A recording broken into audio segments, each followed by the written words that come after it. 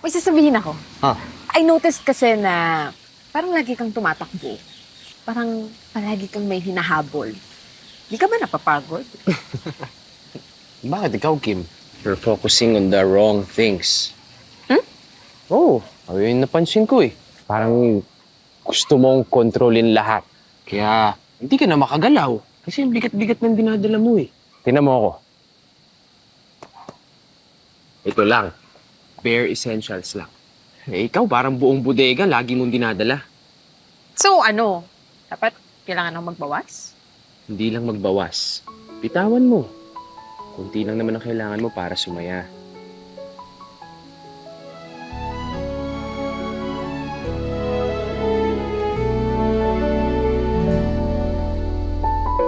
Oo, tuloy pa rin. I'll have the funds ready soon. And no need to close down.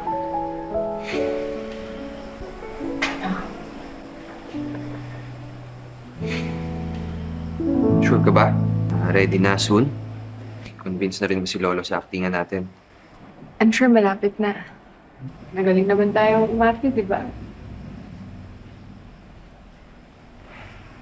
Kim. Acting pa ba to? Anong ibig mong sabihin? Bakit? Ayaw mo na sa plano? Gusto mo na umalis? What? No. Hindi naman sa ganun. I mean, whatever happened to leaving a special place? Pero, sa bagay, ayoko namang mamilit.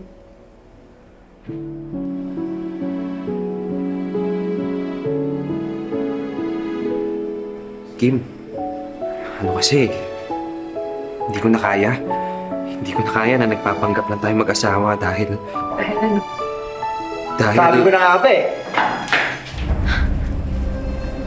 Pinaglololoko niyo ako. Akala mo ba, Catherine, makukuha mo sa akin yung lupa? Simple Guardia! Manang-mana ka sa ina mo. Wala kang utak! Don Ramon, unfair na po kayo. Wala kang karapatan na sabihin fair o hindi! Isa kang swindler! Isa kang scammer!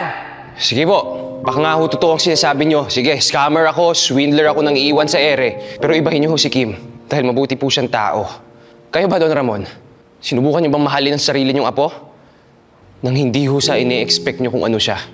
Kasi kung susubukan nyo, hindi naman ho siya mahirap mahalin eh. Madali hong mahalin si Kim.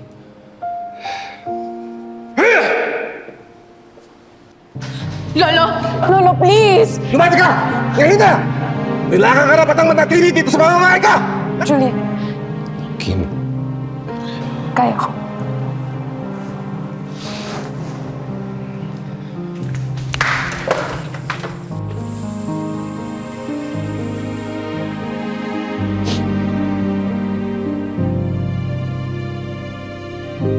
Pero alam mo, sa ating dalawa, mas ako ang may karapatan dito.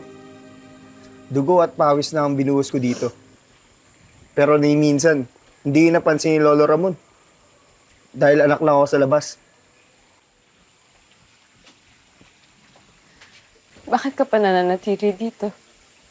Mahal ko yung lugar na to. Dito na ako lumaki. Dito na ako pinanganak. Dito na rin ako mamamatay. Hindi ka tunay na binibista, Henry. Wala ka ni 1% dugo ng angkan ko. At kung inaakala mo na ipamamana ko sa iyo ang asyenda, nagkakamali ka!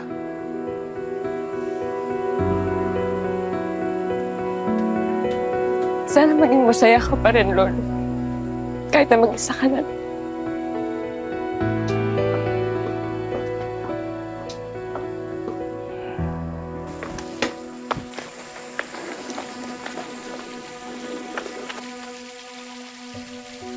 Julian?